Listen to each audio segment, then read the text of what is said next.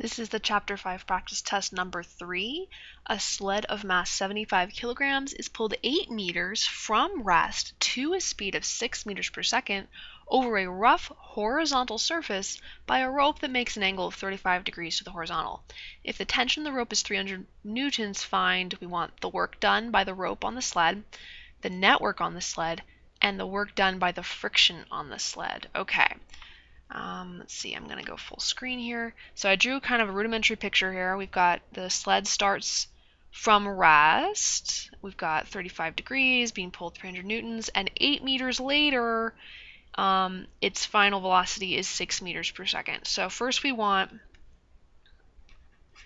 the work done by just the rope on the sled. Well, work by any one force is equal to the force of that force.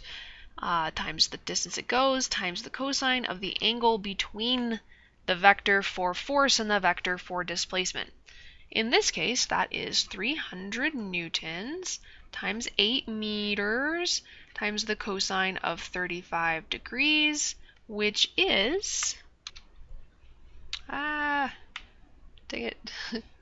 Sorry, I hit the pause button. Apparently I also hit some other stuff. Anyway, I'm back. Okay, so that gives me 1966. That's what it gives me. Joules. Okay, next we want the net work. W net. Okay, now the only ways to get net work are either to find the work done by all outside forces, in this case the tension and the friction, which I don't know the coefficient of friction, so I can't do it that way, or net work equals change in energy. So in this case, that is the change of kinetic energy, because this thing is not changing height, so it's not changing gravitational potential, and there are no springs involved, so we're not changing spring potential energy either. Okay, so that's going to be 1/2 m times v final squared minus v initial squared. Oops, that's supposed to be a 2, just pretend. Okay, so that gives me 1/2 times 75 kilograms. V final is 6, v initial is 0. Okay, that gives me 1/2 times 75 times 36, which is 1350. Oops. There we go. 1350 joules. Alrighty.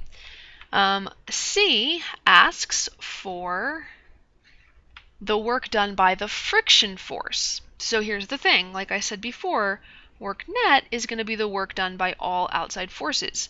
In that case, that's the work done by the tension and the work done by the friction.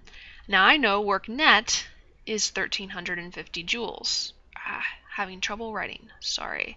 I know the work done by the rope, the tension force in the rope, was 1966 joules, which means the work done by friction must be 1350 minus 1966, which is, that is negative 616 joules. And it makes sense that it's negative because the work done by friction on an object, it usually is. It is negative all the time.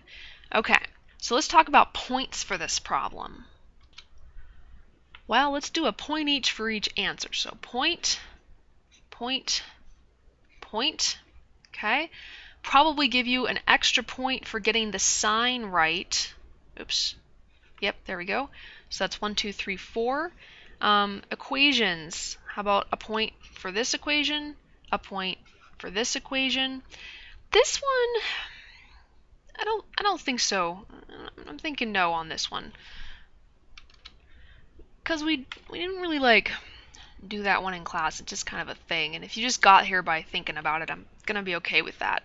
So how about a point for plugging in the correct force, the correct distance, the correct final velocity? I'm not going to do it for initial velocity because I know that some people are going to jump right to just this section.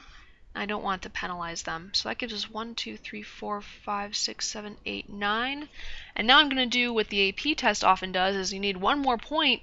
We're going to go, okay, if you have proper units on all numerical answers, all of them have to have the proper units, then you get another point for a total of 10.